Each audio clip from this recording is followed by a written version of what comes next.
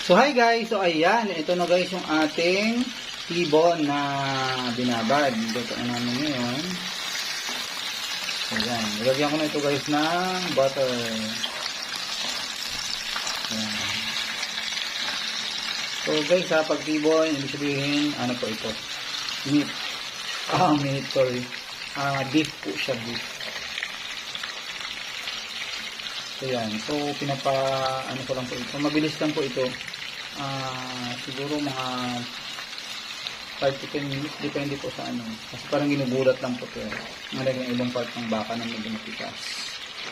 So yan, isang baliktad ko lang po ito ay pwede na po siyang magalaw yung aming kawali. So yun guys, so ayan, masarap po ito kasi matagal po itong nakababad at medyo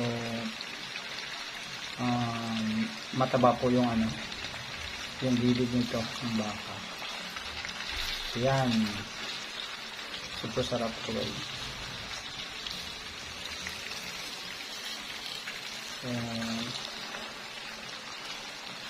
So yun guys, so ayan, abangan ang pagluto ang ito.